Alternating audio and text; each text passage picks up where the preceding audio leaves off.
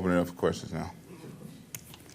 All right, when you get hit to the ground or tumble to the ground in a practice like that so close to the season, does it anger you? Is it just one of those things about football? What's it like? And is there a fear factor, I guess, too? Nah, I mean, you get angry just because you got to get up off the ground, but it's a part of football. We try to make a conscious effort in practice to stay off the ground, but, I mean, you can't ask guys to practice hard and then, not practice hard enough to where you can't fall. So, just one of the things we got to be conscious as a team to help, cut out the unnecessary people on the ground, but it happens. What do you think of Connor Colby? Connor is coming along really well, man. He's I like him. I like him as a draft pick. I like his ability, his size. Just a real stoic, laid-back kid, and he's just getting better every day. He's improving. Despite a lot of the new guys that have come to the building, there's a lot of cultural tempos.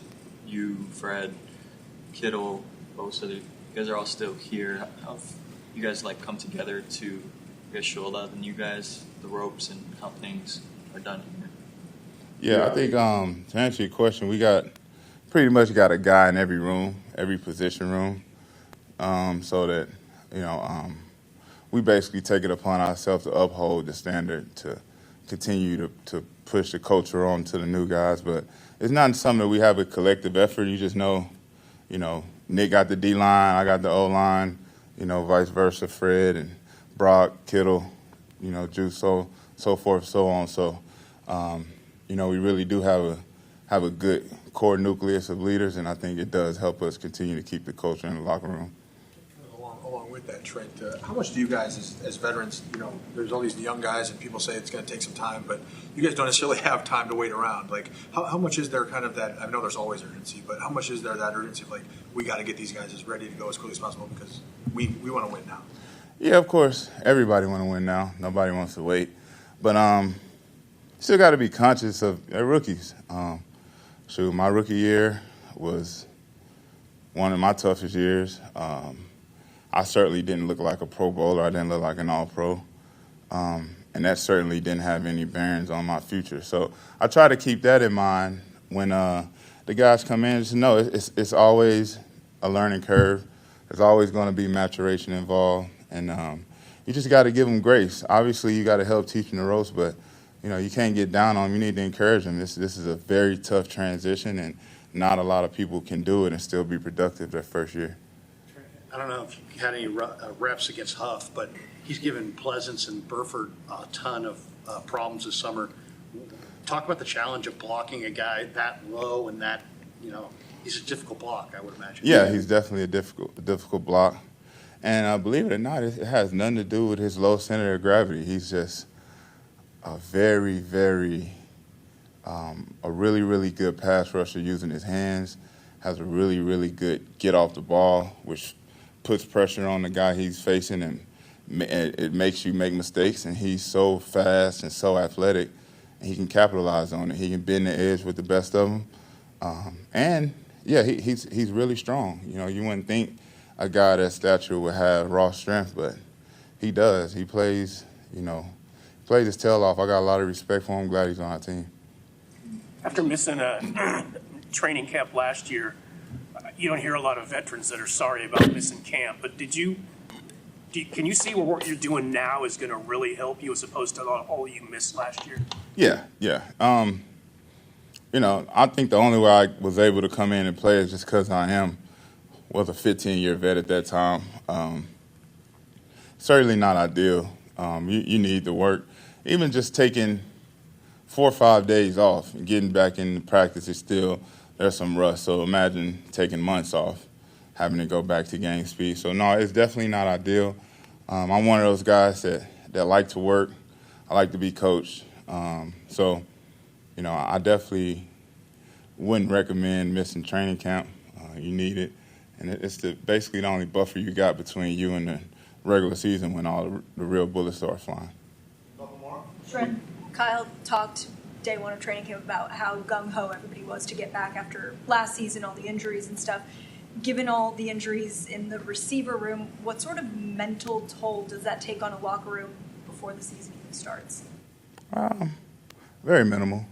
it takes a toll when you hear guys, this guy's out for the year, this guy. But, you know, the little dings and stuff like that, you know, obviously it sucks to practice without a lot of guys because obviously we got to make up for those reps. But, you know, you want those guys to take a little time off. You want everybody to come into week one as healthy as possible. So I'm all for guys getting a little ding, you know, taking time to really recover. Because we're going to need them week one. You know, obviously the preseason is cool. It's fine. You know, a lot of people really need the preseason. But obviously week one is way more important. So as long as those guys, you know, we're going to still be able to get those guys back in some capacity.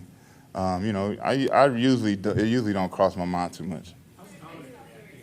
When it comes to Dominic Fooney, obviously he took a ding. He was able to start his rookie season in game one, in week one last season. This season, it looks like he may not be able to in week one. Being that you've somewhat been in a position similar, having injury, being on the line, do you think that is something that may really cost him or impact him in the step he's able to take when he's able to take the field? No, I don't. And the only reason I say that is because he's had a great deal of work this offseason, this camp, and he's made tremendous steps. You can tell he really focused this offseason and improvement in little things that Coach challenged him on. So no, I don't think it affects him as much, just because he's had a few weeks of camp and he's kind of already knocked that little summer rust off. So you know, Pooney's an extremely hard worker. I know he's going to attack the rehab just as he attacks the field. So I expect to get him back fully healthy, ready to go, and not really missing a step. You're generally only watching him go by you, but Christian McCaffrey looks like he's – do you want to just go ahead on that? Yeah. Obviously, y'all got eyes like I do. Christian looks fantastic. I mean, he looks like Offensive Player of the Year, Christian. So that's really, really refreshing to see, knowing that, you know, what he had to deal with last year, just a little nicks and knacks and, you know, not being able to do what he loved. To see him out there this year, you know, 100% healthy, treating every play like it's his last, playing with his hair on fire. It really motivates the guys when you got a generational talent like that brings it to work and to practice every day. So just one more. In recent years, there's been that Super Bowl or bust notion based on this team. Inside the locker room this year, is that kind of pressure felt, or some of the patience that you mentioned with you guys, does that change? Yeah. I honestly never remember saying it was Super Bowl or bust, but I don't really approach it like that. You know, every team is different. This team is different from last year. You know, we got our own certain set of challenges in front of us. You know, I don't look at it as being anything a bust, but obviously we want to be successful. We have the talent to be successful, and there's no greater motivator than, you know, the Super Bowl being here right in our backyard. So obviously we got a long way to go. We got to get to week one. We need to get some guys back in the lineup. But no, I think this team, for us to maximize our potential, I think we got to focus 1 week at a time. I don't think the Super Bowl should be at the forefront of anybody's mind. I think it should be having the best regular season we possibly can have, then getting into a playoff game, letting it go from there. You know, so that's how I look at it. Thank you, guys. Thank y'all.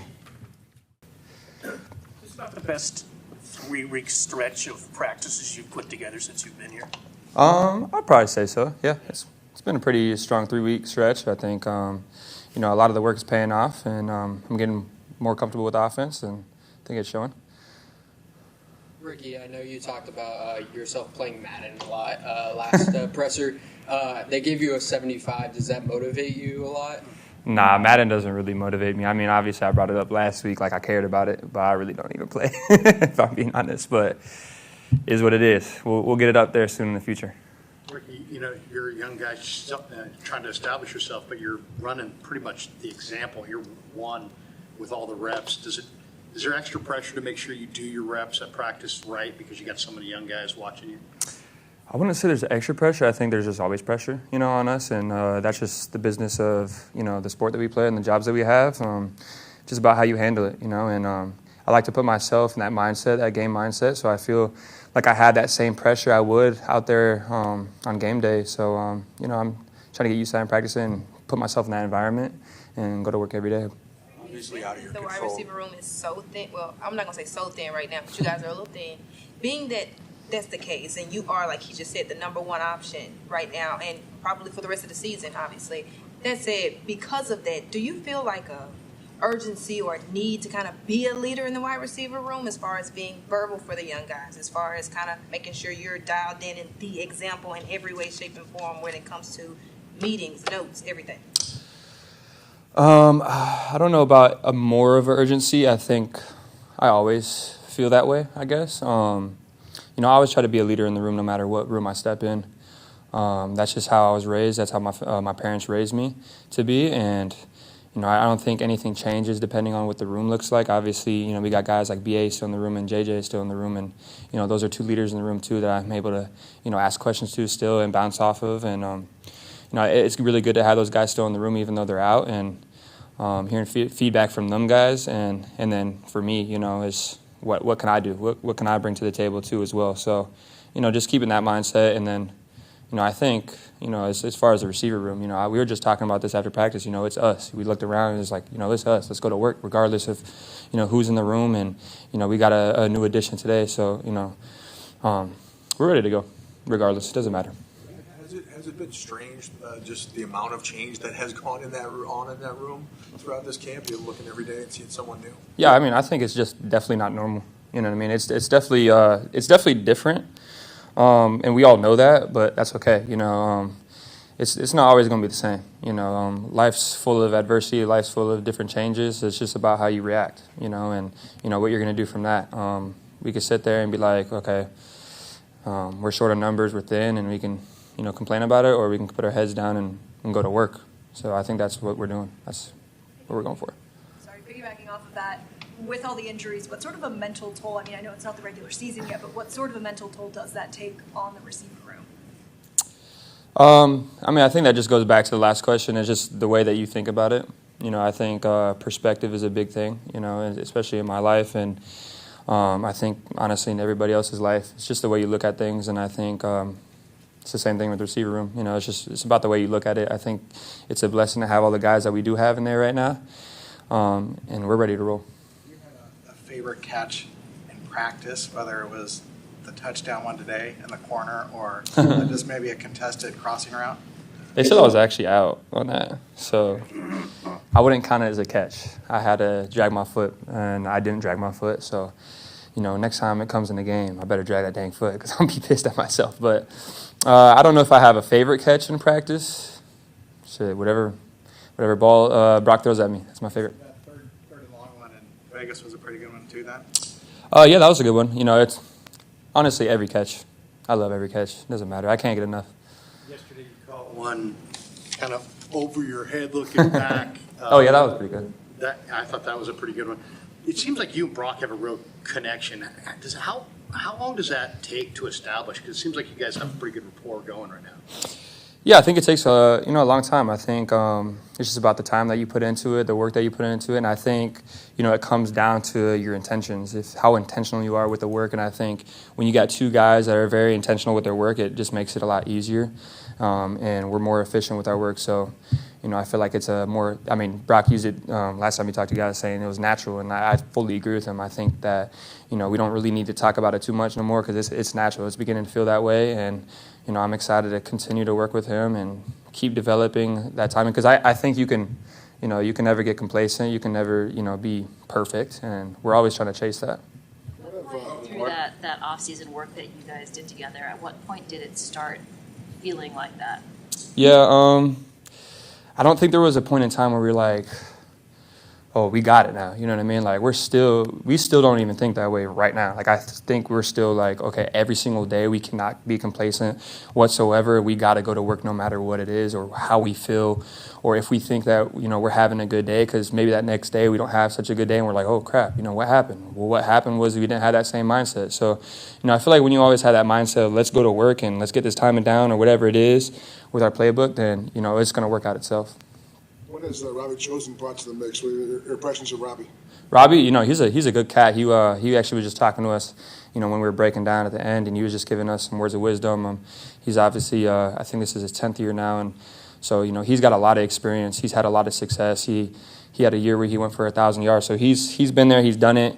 He's a burner. He's a speedster. He still has a speed to this day, you know, and you know, he's a really good dude to have in the room that I talk to on a daily basis, and you know, I'm super excited he's in the room and we get to work together. In a race today. Huh? Between you and Robbie, who's winning? Who's winning in a race? Ooh, that's tough. I like to always take myself, you know, no matter what the competition is. But it's hard to do it against him. You know, he's a true burner. He's really fast, so I think I might give it to him. All right, thanks, Ricky. Thank you. Psych.